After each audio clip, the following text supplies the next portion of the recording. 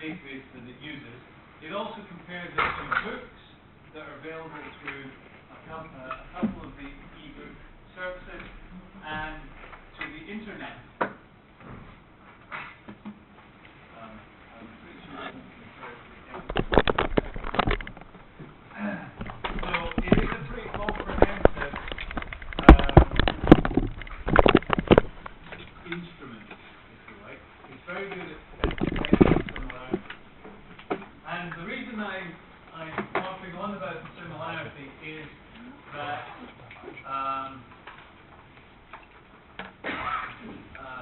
there's a hint there about what we mean by plagiarism.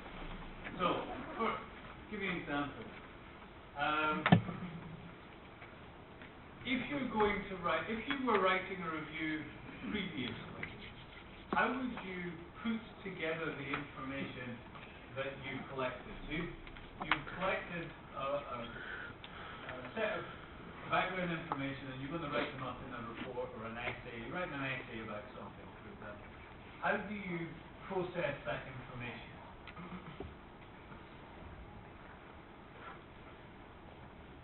There's a question. It's not a rhetorical question, it's an actual question. Right? People do this in different ways. How do you do it? How do you do it?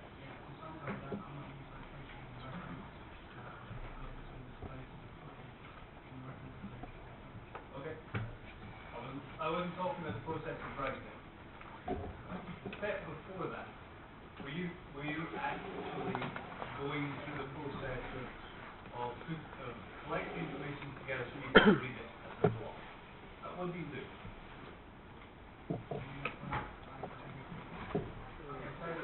When I read it, pull them up, take those, okay. All right. Somebody else. Someone from this side.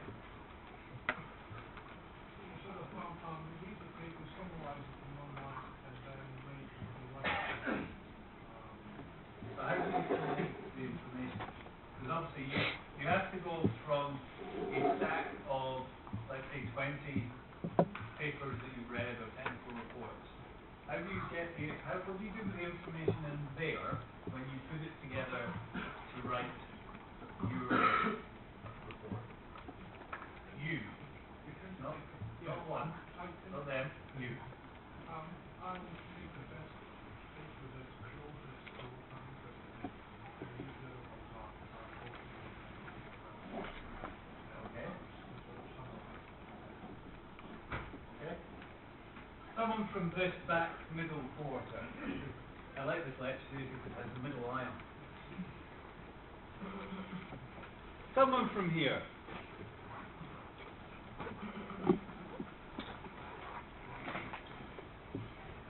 You. What would you do? You got a pile of information and you need to extract from it you're extracting from it the information you want to use in your report. What do you do?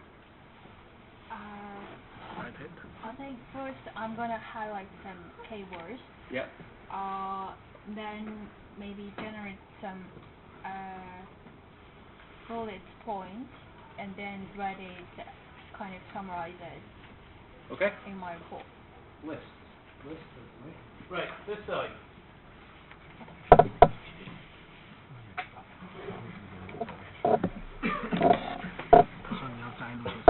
Okay, you then. 不是，你刚说应该是你要引用的话，你要怎么去引用嘛？就 extract information。说的不到位。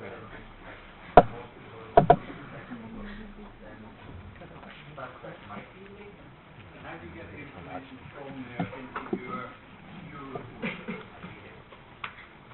Okay, right. Okay, 4 different ways. Interestingly, 4 different ways. Right? 4 different people, 4 different ways. Right, now, whether you are writing in your own language or in English would be the case here. The same rules apply to how you should go about putting the information together. Right? One of the other reasons why I suggest using the matrix approach to doing it is it forces you to rewrite what you're taking from the literature. Okay? So, for example, writing lists is a better way of collating information than taking passages, for example. Right? It can be very, very tempting if you're writing in a language that is not English language to want to quote. Right? So you see somebody explain something, and it's a really good explanation of what it is to be quoted. And that is fine in moderation. Because the key thing about, particularly the review, for example, is that you're writing the review. So what I want to read is what you think, what you have written, right? Your summary of the information. I don't want to read somebody else's summary, right? So, have I done the? Probably did, right? What did I say? What? This is where I'm testing myself now. Remembering, have I asked this question, right?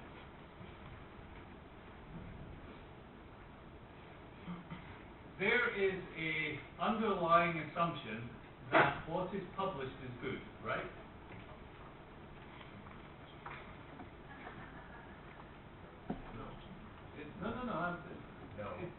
I think there is. Right? I think it's wrong, personally, right?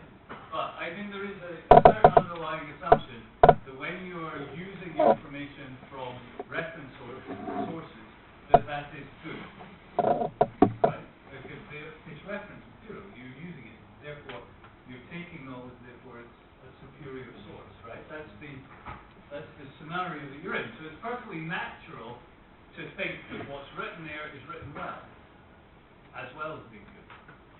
Sometimes it is and sometimes it's not.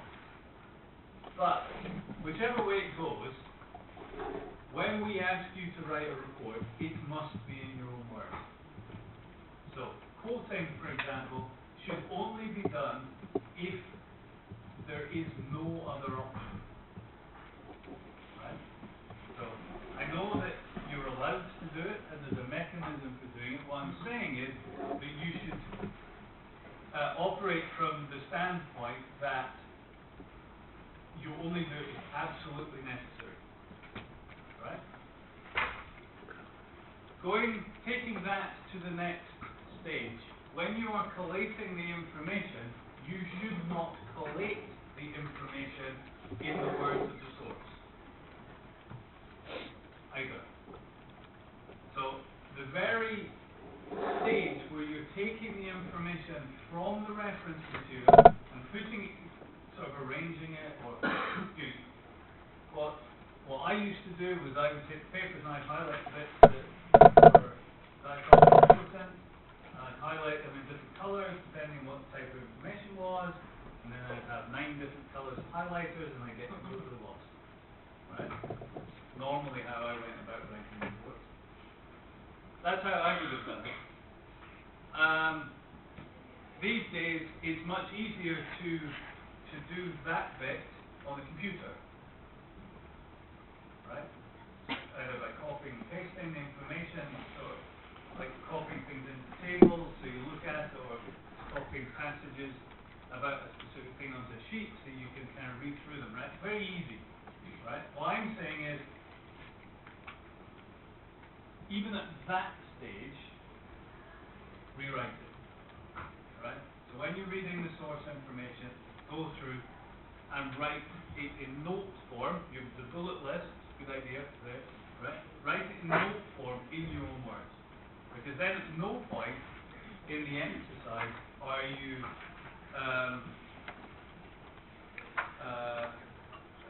not thinking about it.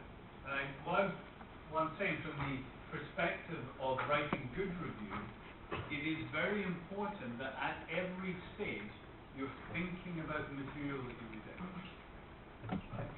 that's a good thing, right? So it's never just an exercise of putting together 4 or 5 different bits and saying this is what happened. Never just that, right? Because that's not a good review. A good review is a well thought out description of what those 5 people did as a block of text. That is a good exercise of review. So even, and it removes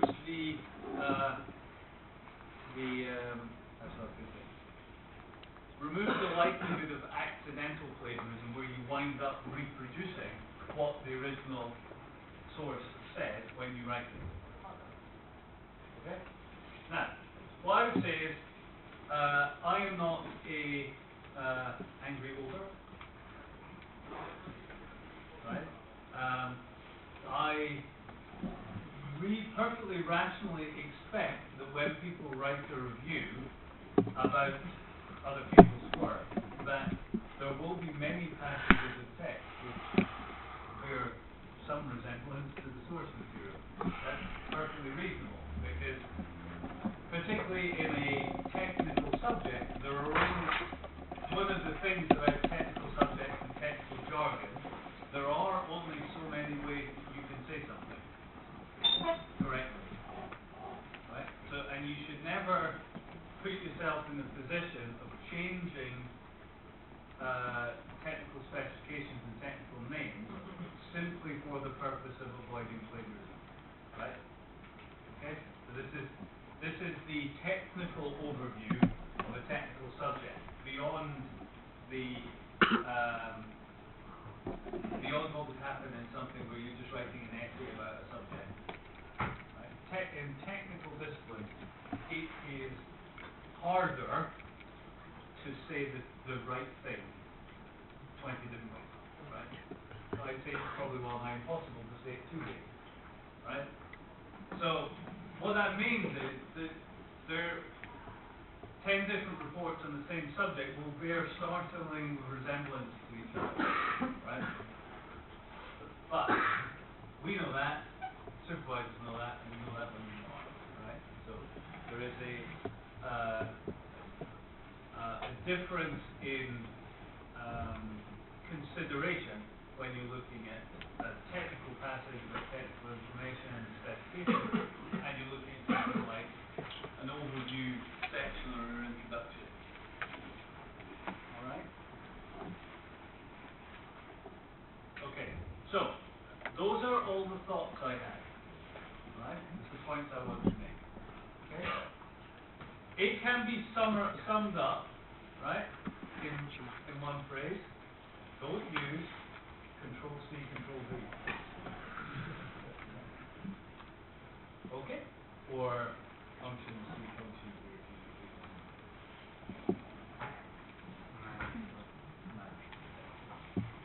The button that looks like this. That one. Math. Giving away that. Okay. So, questions.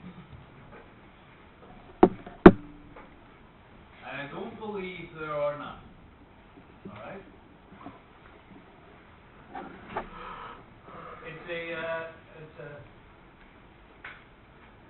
totally open forum you have here, right? No judgment. Ah! Yes. Ollie is, those of you know who Ollie is, Ollie was random yesterday. Right? Right now, Ollie is program leaders. Sorry? Also looks alright. I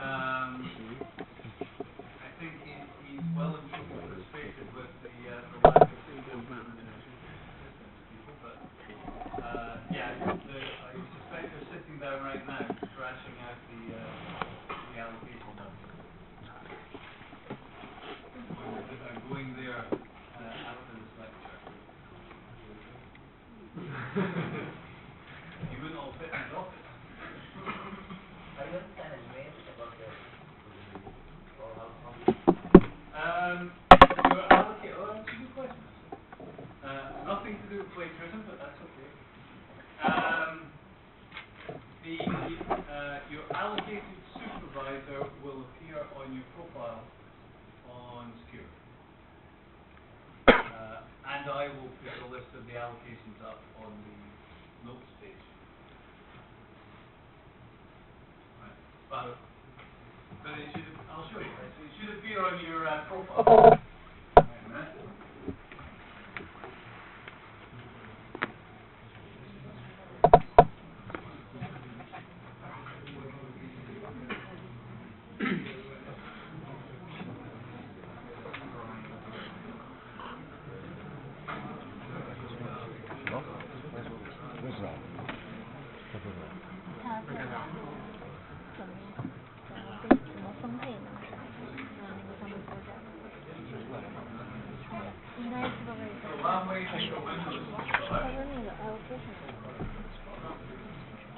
No, it's definitely green. I don't know why.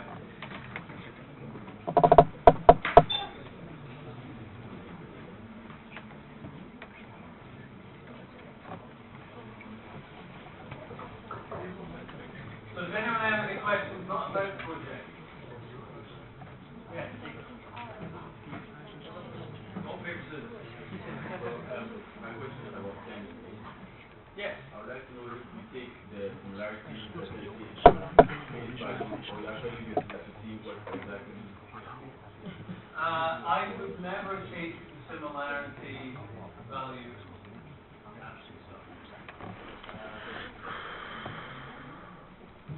There are many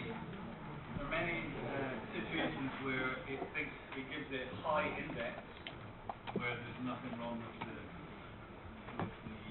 report, and there are some cases where it says it's okay where it isn't. Right? So we use Turnitin simply as an indicator of information for the marker, in this case the supervisor, and then myself as the moderator. Right. And I will do it all anyway.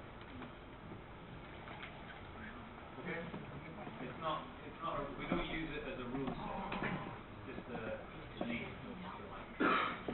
Often it can be an aid for the other way around. So often with marking things like that, the marker, the examiner,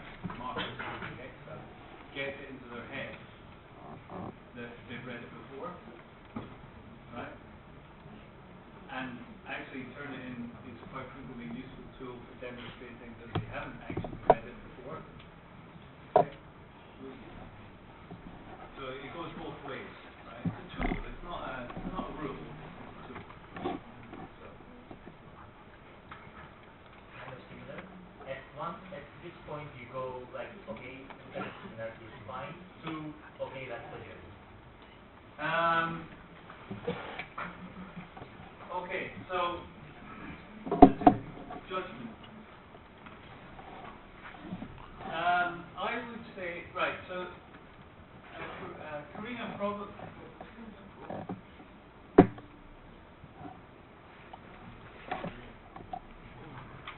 Okay, Karina probably ran through them, right? So,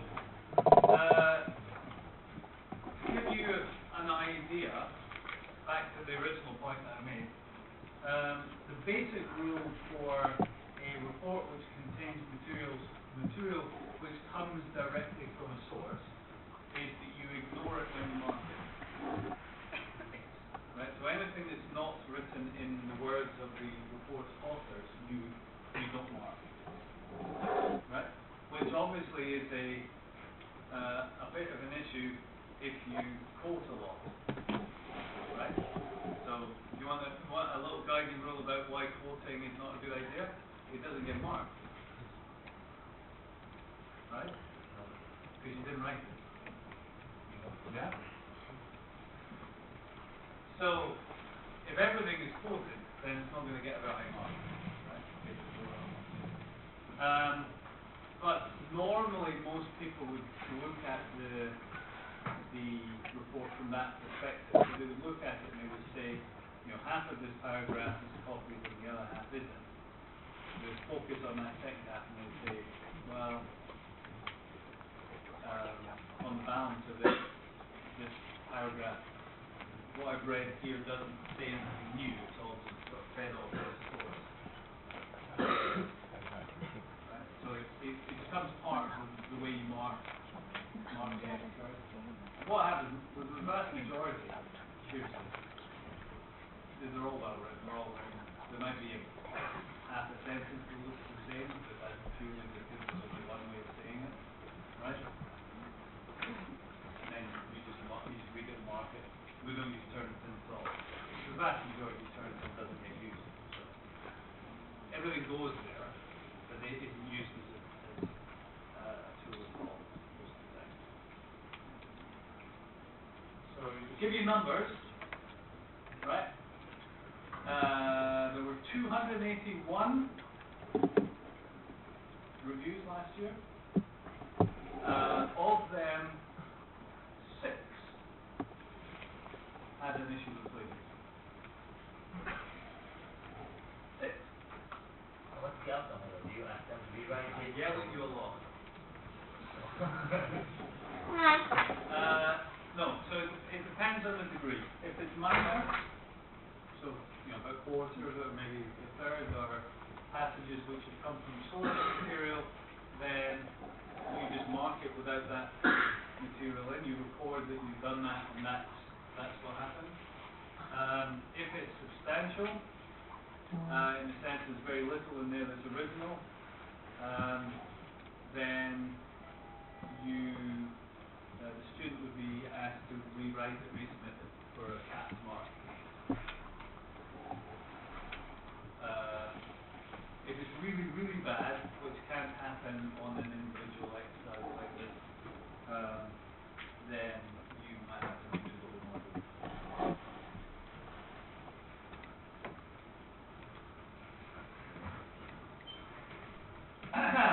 Right, so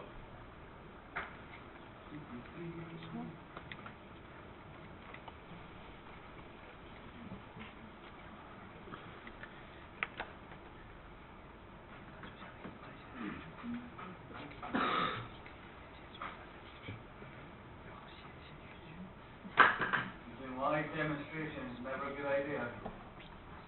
Has no one actually run through the functionality of the instrument?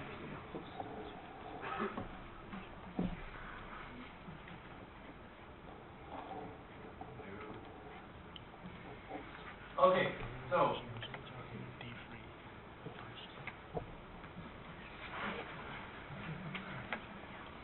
I think it's a bad picture. Okay, give me someone username. Someone. Bass. What? Bass. Yuma. What? Go. You said you need a high C, right? Your username. YS. 3 and 13. 30. 15.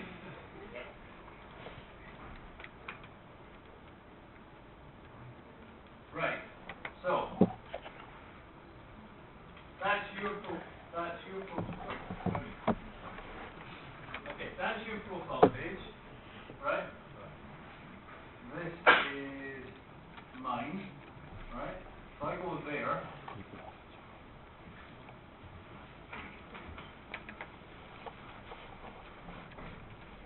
you see categories, right? So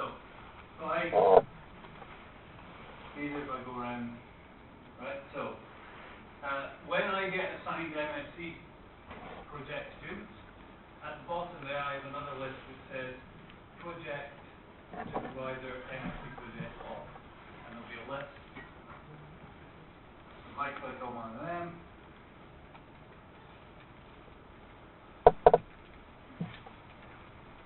see on their profile they have project supervisor list, right? So at the point where you are allocated, you will see on your profile a list of names there. It should be 2, because the line for project preparation and the line for the MSc project itself, that should appear separately. Because they're not necessarily the same. Okay? So, that's something else to bear in mind, which I covered, right? But if, for example, you do project preparation and you find out by the end that you really, really don't want to do the project, right? Then we have flexibility there. There's no requirement for project preparation and the project to be done with the same supervisor. Okay? Just an aside. Slide is separate. Okay, on the list. Alright, so it will appear there, but I will send an email saying when the list goes up on the notes page for the project preparation. So at that point it should appear there. Right? But if it doesn't, or it takes overnight, you can look on the, I'm sorry, it'll just be a joint PDF of everyone's name. I expect it today. Dun, dun, dun. Well, what I would say is, right, it is extremely likely that Ollie and Gary are sitting banging heads about cyber allocation.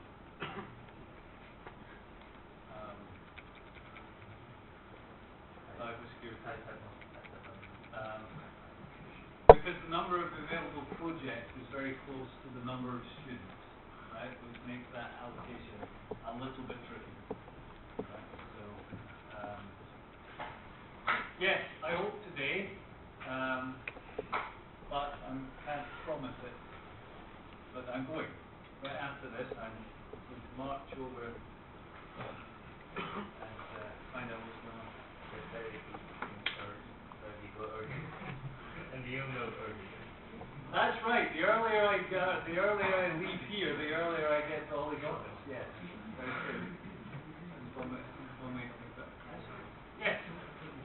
What do you think is better? A fully paraphrased thesis writing or direct quotation? Poorly paraphrased.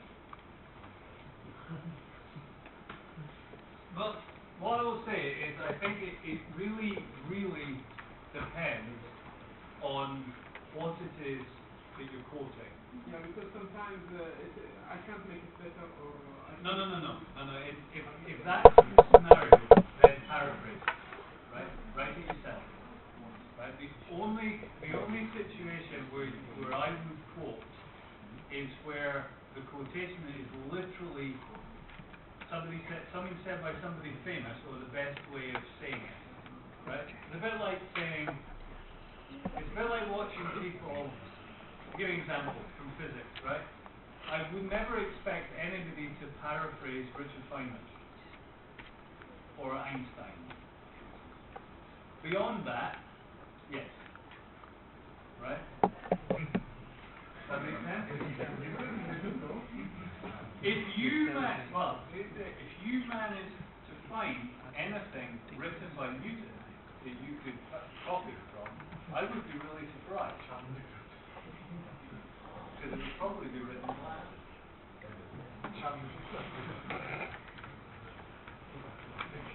I've got papers. I can lend you some papers from Newton if you want. It took me ages to find them. I actually go to Cambridge to get papers. One of those.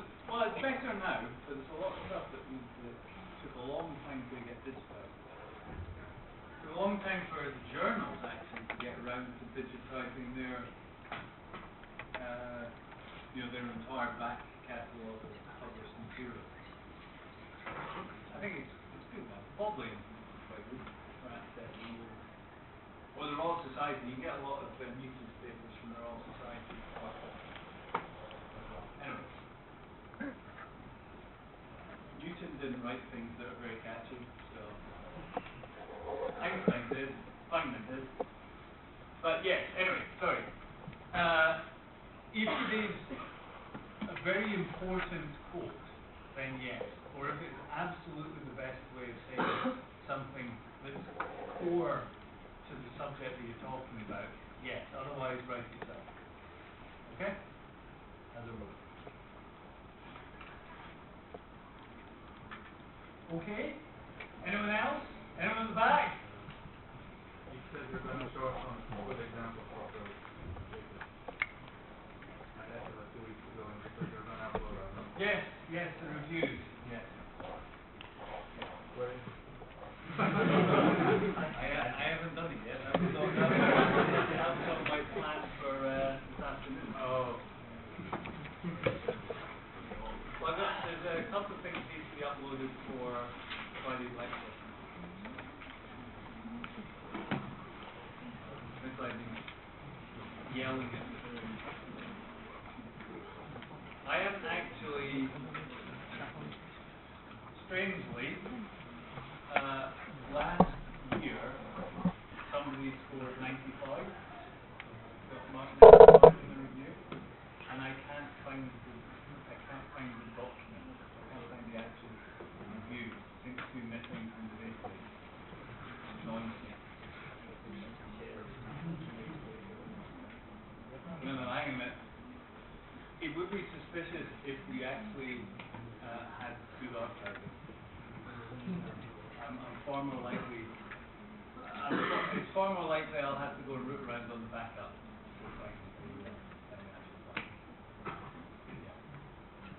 Are you sure you want the bad one? Maybe. Yeah. You say which one's good and which one's bad. Yeah. Okay. Yeah, it's a slightly difficult exercise because I can't use your I can't use your written review without your permission. So I have to go and get permission from some of our ex-students. Technically, I can't give you what other people have written. That is not allowed. Unless I ask them, in which case it's fine. But weirdly, the one I got permission from, like that, is the Organite one, so I can find it for them. But it doesn't have to be from previous students, maybe some like.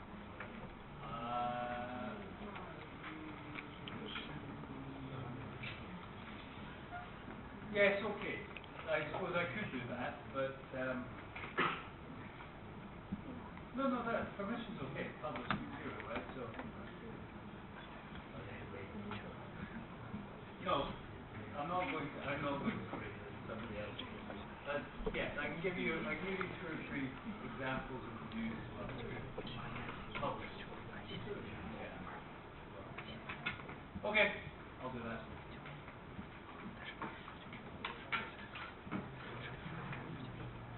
All right. Okay, bye-bye. See you Friday. 一会儿还有报。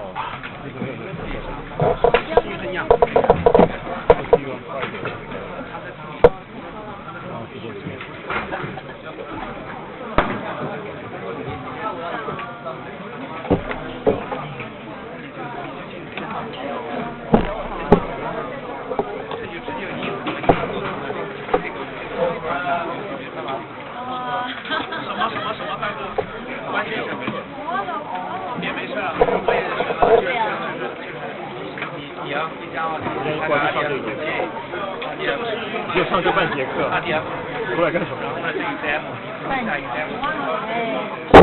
打2个。没事，你回去登上去再说吧。记得 RDF4 接 demo 就行，就这2个关键词，行吗？但是我拿。啊。